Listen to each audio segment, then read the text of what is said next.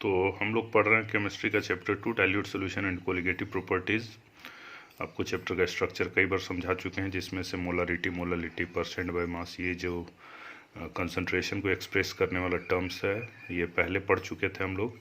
फिर सॉल्यूशन के टाइप को पढ़ना शुरू किए, जिसमें से पहला टाइप पढ़े जिसमें सॉल्यूट गैस है और सॉल्वेंट लिक्विड है। इसके अंदर में हेनरी लॉ पढ़े। हेनरी लॉ क्या बताता है? तो बेसिकली ये बताता है कि कोई गैस की सॉल्युबिलिटी किसी लिक्विड में किन बातों पे डिपेंड करेगी। और फिर हम लोग जो अभी पढ़ रहे हैं उसमें सॉल्यूट और सॉल्वेंट दोनों लिक्विड है, और इसमें हम लोग राउल्ट्स लॉ पढ़ते हैं, इम्पोर्टेंट है, आपको बताए थे। तो इसको पढ़ने के लिए आपको बताएं कि जब दो लिक्विड को मिक्स किया जाता है ए और बी, तो दो तरह का केस बनता है, एक आइडियल सोल्यूशन का, एक नॉन आइडियल सोल्यूशन का। बोले थे आइडियल सोल्यूशन किसको कहते हैं, सिंपली कहा जाए तो बोलेंगे जिसमें दो लिक्विड को मिलाने पे ना हीट इवॉल्व होना है, एब्जॉर्ब हो, वॉल्यूम में कोई चेंज ना आए तो आइडियल कहेंगे। और अगर या तो हीट इवॉल्व हो रहा है या एब्जॉर्ब हो रहा है, वॉल्यूम कुछ बदल जा रहा है, तो नॉन आइडियल कहेंगे। ये आपको समझा चुके हैं क्यों होता है, ये भी आपको समझाए थे कि भाई जब भी दो लिक्विड को मिलाया जाता है तो कुछ इंटरमोलिकुलर बॉन्ड क्या होता है, ब्रेक होता है, और कुछ नया इंटरमोलिकुलर बॉन्ड फॉर्म होता है। तो अगर शुरू में जो इंटरमोलिकुलर बॉन्ड है जो ब्रेक हो रहा है उसका एनर्जी और जो नया इंटरमोलिकुलर बॉन्ड फॉर्म हुआ उसका एनर्जी अगर आइडेंटिकल है, इक्वल है, तो कहेंगे वो आइडियल सॉल्यूशन बनाएगा, क्योंकि उसमें कोई एंथैल्पी चेंज नहीं होगा। जबकि अगर इनिशियल और फाइनल बॉन्ड का स्ट्रेंथ अलग अलग है तो एंथैल्पी चेंज होगा, तो उसको नॉन आइडियल सॉल्यूशन कहेंगे। आपको इसका डिटेल समझा चुके हैं। इसके बाद कहीं ना कहीं हम लोग राउल्ट्स लॉ पढ़े थे, राउल्ट्स लॉ हम लोग इसके बाद पढ़े थे। राउल्ट्स लॉ क्या बताता था? तो राउल्ट्स लॉ यही बताता था कि ये सबसे पहले बताए थे कि ये बाइनरी आइडियल सॉल्यूशन के लिए वैलिड है। और दो लिक्विड को मिलाते हैं तो मिलाने के पहले जैसे दो लिक्विड है ए और बी अलग अलग सेपरेटली रखा हुआ है, दोनों का टेम्परेचर आइडेंटिकल है और मिलाने पे भी टेम्परेचर वही है, अभी फ़िलहाल ऐसा मान के चल रहे हैं। तो उस स्थिति में यहाँ पर वेपर प्रेशर, ए के चलते कुछ वेपर्स कलेक्ट होगा, उसका कुछ प्रेशर होगा जो लिक्विड के सरफेस पे एक्सर्ट होगा। उसी तरह से बी के चलते प्रेशर होगा कुछ, तो उसको कहा जाएगा प्योर प्रेशर। जब मिक्स नहीं किए हैं तो प्योर प्रेशर। जब मिला देंगे और उसके ऊपर जब वेपर कलेक्ट होगा तो यहाँ वेपर्स ए और बी दोनों का तो राउल्ट्स के लॉ में हम लोग यही टोटल प्रेशर के बारे में पढ़ते हैं कि टोटल प्रेशर कितना होगा। तो टोटल प्रेशर क्या होता है? तो दोनों के पार्शियल वेपर प्रेशर के सम के बराबर, पार्शियल वेपर प्रेशर के सम के बराबर। तो P total partial vapour pressure के सम के बराबर। और पार्शियल वेपर प्रेशर कैसे निकालते हैं? तो प्योर वेपर प्रेशर लेते हैं ए का, अगर ए का पार्शियल वेपर प्रेशर निकालना है तो प्योर वेपर प्रेशर ए का, और ए का मोल फ्रैक्शन कहाँ? लिक्विड में। उसी तरह से बी का अगर पार्शियल वेपर प्रेशर निकालना है तो प्योर वेपर प्रेशर बी का, और बी का मोल फ्रैक्शन लिक्विड में। इस तरह से टोटल निकालते हैं, समझा चुके हैं, आपको इसमें क्वेश्चन भी दिखाए थे। एक और क्वेश्चन हम लोग, एक क्वेश्चन तो ये क्वेश्चन आपके साथ कल के क्लास में डिस्कस किए ही थे। एक और इसी तरह का सिंपल क्वेश्चन है जो डिस्कस कर रहे हैं, थोड़ा सा बस अलग है कि दिया हुआ है कि ए का मोल फ्रैक्शन है 0.3 और दो लिक्विड मिला के ए और बी, फिर से मान लीजिए टोटल प्रेशर एक्सर्ट कर रहा है 600 millimetre of mercury, 600 millimetre of mercury total pressure exert कर रहा है। दिया हुआ है प्योर प्रेशर ए का कितना है? तो 500 मिलीमीटर ऑफ मरकरी है। आपको पूछा जा रहा है बी का प्योर प्रेशर क्या होगा, बी का प्योर प्रेशर क्या होगा। तो ओबियस है, देखिए आप आगे जब पढ़ेंगे तो फार्मूला कुछ एक जगह और मिलेगा हम लोग का, लेकिन उसमें क्या होता है कि आपका लिक्विड सॉलिड मिक्सचर होता है। तो जब भी दो लिक्विड का मिक्सचर आप क्वेश्चन पढ़ रहे हैं और ये आपको पता चल रहा है कि दो लिक्विड को मिक्स किया जा रहा है, तो उस स्थिति में आपको क्या करना है कि आपको हमेशा राउल्ट्स लॉ के बारे में सोचना है, ठीक है ना, हमेशा आपको राउल्ट्स लॉ के बारे में सोचना है। तो अब फिर से हम लोग राउल्ट लॉ का फार्मूला लगा रहे हैं, P total is equal to partial pressure of A plus partial pressure of B. Partial pressure of A कैसे निकालते हैं? P naught A into X A. B कैसे निकालते हैं? P naught B into X B, ये हम लोग जानते हैं। अब आप सोचिए जरा, आपको गिवन क्या है, आपको निकालना क्या है। तो आपको टोटल प्रेशर क्वेश्चन में दिया हुआ है, आपको दिया हुआ है ए का प्योर प्रेशर भी क्वेश्चन में दिया हुआ है, ए का मोल फ्रैक्शन भी दिया हुआ है, आपका प्योर प्रेशर ऑफ बी ये अननोन है, सबसे पहले ये अननोन है, ये दिमाग में रखिए, और एक्स बी ये भी अननोन है। तो अब जैसे ये रिजल्ट, जो बस इसी रिजल्ट की बात कर रहे हैं, इस रिजल्ट में दो अननोन हो गया। क्या क्या अननोन हो गया? ये गिवन है, ये गिवन है, ये गिवन है, ये और ये दोनों अननोन हो गया। तो इसको निकालना बड़ी आसान है, क्योंकि जब दो चीज़ को मिलाया जाए, कोई भी दो चीज़ को आप मिला रहे हैं ए और बी, तो दोनों का मोल फ्रैक्शन का जोड़ हमेशा 1 होता है। सिर्फ दो ही चीज़ अगर मौजूद है किसी कंटेनर में, तो दोनों का मोल फ्रैक्शन को जोड़ देंगे तो 1। फ्रैक्शन मतलब क्या कि मोल में उसका कितना हिस्सा है, तो 2 है तो 2 का हिस्सा मिलकर हमेशा कितना होगा? 1 होगा। तो एक्स ए प्लस एक्स बी 1 हो गया। एक्स ए दिया हुआ है 0.3, तो एक्स बी मेरा निकल गया कितना? 0.7। तो एक्स बी मुझे पता है, और एक्स बी को यहाँ पर हम लोग सिंपली पुट कर दिए, एक्स बी पुट कर दिया, इसके जगह 600 पुट किए जो क्वेश्चन में दिया हुआ था।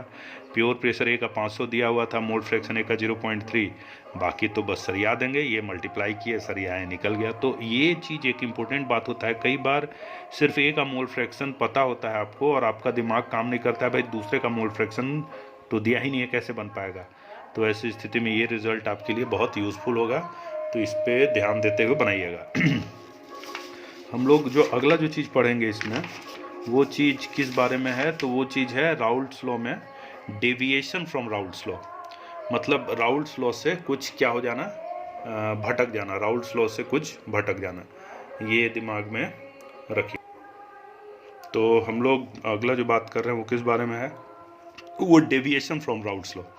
पहले ये दिमाग में बैठे कि इसका मतलब क्या है, व्हाट इज़ मीनिंग की डेविएशन फ्रॉम राउल्ट्स लॉ। ये सब बोला जा रहा है, मतलब दिमाग में क्या लाना है कि भाई जो हम लोग राउल्ट्स लॉ पढ़े, राउल्ट्स लॉ के हिसाब से अगर हमको मान लीजिए कि ए का प्रेशर, बी मोल फ्रैक्शन वगैरह सब पता है, सारा चीज़ फार्मूला में हम पुट कर देते हैं और टोटल प्रेशर कुछ आ जाता है, और एक्सपेरिमेंट करते हैं इसी चीज़ को, एक्सपेरिमेंटली भी टोटल प्रेशर निकालते हैं। ये तो फार्मूला से भाई टोटल प्रेशर निकाले और एक्सपेरिमेंटली भी टोटल प्रेशर निकाले, तो एक्सपेरिमेंट से जो रिजल्ट मिलता है वो हमेशा सच होता है, वो हमेशा सच होता है, वो एग्जैक्ट रिजल्ट होता है। और यहाँ पे राउल्ट्स लॉ से निकाले, मतलब दो तरीके से हम लोग टोटल प्रेशर निकाल रहे हैं। समझ में आ रहा है? मेरे कहने का मतलब है कि भाई वैसे ही 2 लिक्विड आपको दिया जाए और 2 लिक्विड दे के कह दिया जाए कि दोनों का प्योर प्रेशर आपको पता है, दोनों का मोल फ्रैक्शन पता है, तो राउल्ट तो हमको फार्मूला दिया ना टोटल प्रेशर निकालने का, ये फार्मूला में पुट कर दे, टोटल प्रेशर मेरा आ गया। और फिर यहाँ पे हम लोग एक मैनोमीटर लगा देते हैं। मैनोमीटर टोटल प्रेशर नापने वाले इंस्ट्रूमेंट को कहा जाता है। तो यहाँ पर वो कंटेनर में कितना प्रेशर है वेपर का वो बता देता है। तो एक्सपेरिमेंटली अगर दोनों रिजल्ट मैच कर गया तो कहेंगे जो रिजल्ट आ रहा है वो अकॉर्डिंग टू राउल्ट्स लॉ है। लेकिन अगर जो एक्सपेरिमेंट से जो रिजल्ट आ रहा है, राउल्ट्स लॉ के कैलकुलेशन से जो रिजल्ट आ रहा है, दोनों अगर डिफरेंट हो जाता है, दोनों अलग अलग हो जाता है, तो कहेंगे राउल्ट्स लॉ डेविएट कर रहा है। ठीक है?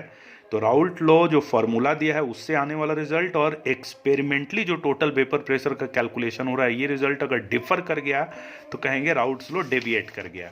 तो डेविएशन राउल्ट्स लॉ का 2 तरह का होता है। एक को कहते हैं positive deviation from Raoult's law, one is positive deviation from Raoult's law. अब पॉजिटिव डेविएशन का मतलब क्या हुआ? मतलब पहले समझिए what is meaning of deviation. तो एक वर्ड हो गया जनरल। भाई पॉजिटिव डेविएशन मतलब जो वैल्यू हम लोग को मिल रहा है टोटल वेपर प्रेशर का, वो ज़्यादा आ रहा है किससे? जो राउल्ट लॉ से आना चाहिए। राउल्ट लॉ से मान लीजिए आता है 500 और मेरा वैल्यू आ रहा है 600 या 510, तो कहेंगे कि राउल्ट्स लॉ से जितना एक्सपेक्ट कर रहे थे, राउल्ट लॉ के फार्मूला में पुट करके जो वैल्यू ला रहे थे वो 500 था, और एक्सपेरिमेंट से जो मेरा वैल्यू आया वो 510 है, मतलब वो बढ़ गया। तो राउल्ट्स लॉ से जब बढ़ जा रहा है तो इसको कहेंगे वो पॉजिटिवली डेविएट कर रहा है। यहाँ पे जो डेविएशन है वो पॉजिटिव डायरेक्शन में है, मतलब उम्मीद से ज़्यादा है। और दूसरा यहाँ पे केस होगा कि अगर मेरा वैल्यू कम आ जा रहा है, मान लो जो राउल्ट लॉ के हिसाब से 500 आता, राउल्ट्स लॉ के हिसाब से कैलकुलेट करते और एक्सपेरिमेंटली कैलकुलेट किए तो 490 आ गया, तो कहेंगे राउल्ट्स लॉ के हिसाब से जितना आना चाहिए उससे कम आ रहा है। तो इसके लिए वर्ड क्या यूज़ किया जाएगा? Negative deviation from Raoult's law. तो 2 तरह का डेविएशन है, पॉजिटिव डेविएशन और negative deviation from Raoult's law. अब क्यों होता है ये समझने की कोशिश करेंगे, पॉजिटिव डेविएशन और नेगेटिव डेविएशन क्यों होता है, इसका क्या कारण है। तो अगर मान लीजिए जो वेपोराइजेशन राउल्ट लॉ उम्मीद किया भाई कि राउल्ट लॉ सबसे पहले आपको बोले थे आइडियल बाइनरी सोल्यूशन में काम करता है। अब आइडियल बाइनरी सोल्यूशन में काम करता है, मतलब जितना इंटरमोलिकुलर बॉन्ड्स रूम मजबूत है, बाद का भी इंटरमोलिकुलर बॉन्ड जो बना वो भी उतना ही मजबूत है, तो वेपोराइजेशन जो हो रहा है सो हो रहा है। लेकिन मान लीजिए कि वेपोराइजेशन जितना राउल्ट लॉ के हिसाब से होना चाहिए उससे ज़्यादा हो गया, तो ऊपर वेपर का अमाउंट क्या हो जाएगा, बढ़ जाएगा। और वेपर का अमाउंट बढ़ने का सीधा मतलब है उसका प्रेशर भी क्या हो जाएगा, बढ़ जाएगा। तो अब ऐसा कब होगा, मोर वेपोराइजेशन कब होगा, तो मोर वेपोराइजेशन तब होगा जब फाइनल इंटरमोलिकुलर बॉन्ड, जो बाद में इंटरमोलिकुलर बॉन्ड बन रहा है, वो वीक हो जाए, कमजोर हो जाए। तो फाइनल इंटरमोलिकुलर बॉन्ड अगर वीक हो जाता है तो इसका सीधा मतलब ये हुआ कि ज़्यादा वेपोराइजेशन होगा। ज़्यादा वेपोराइजेशन होगा तो वेपर का प्रेशर ज़्यादा होगा। अब ऐसा कब होता है, तो आपको बता चुके हैं, ये वाला जो चीज़ था हम लोग का नॉन आइडियल सॉल्यूशन का केस आपको दिखाए थे, समझाए थे। ये नॉन आइडियल में पहला केस था हम लोग का, जब क्या चीज़ हम लोग का, जब डेल्टा एच क्या हो जाए, ग्रेटर देन जीरो, मतलब जिसमें फाइनल बॉन्ड कमज़ोर बने और वैसे में वॉल्यूम भी थोड़ा सा बढ़ जाता है। तो याद रखना है पॉजिटिव डेविएशन कब होगा, जब delta H greater than zero और डेल्टा भी ग्रेटर देन जीरो। उसी तरह से नेगेटिव डेविएशन कब होगा हम लोग का, आप सोचिए, तो ये वेपोराइजेशन जब कम हो, when less vaporisation takes place. और ऐसा कब होगा, जब फाइनल इंटरमोलिकुलर बॉन्ड ज़्यादा मजबूत बन जाए। फाइनल इंटरमोलिकुलर बॉन्ड अगर ज़्यादा मजबूत बन रहा है तो इसका सीधा मतलब क्या हो गया हम लोग का, वेपोराइजेशन मुश्किल हो गया। और फाइनल इंटरमोलिकुलर बॉन्ड ज़्यादा मजबूत बन रहा है मतलब ज़्यादा एनर्जी निकलेगा, तो प्रोसेस कैसा हो जाएगा, एक्सोथर्मिक हो जाएगा। मतलब डेल्टा एच कैसा हो जाएगा, delta H less than zero हो जाएगा और डेल्टा भी लेस देन जीरो हो जाएगा। तो ये दो केस होता है, पॉजिटिव डेविएशन और negative deviation from Raoult's law.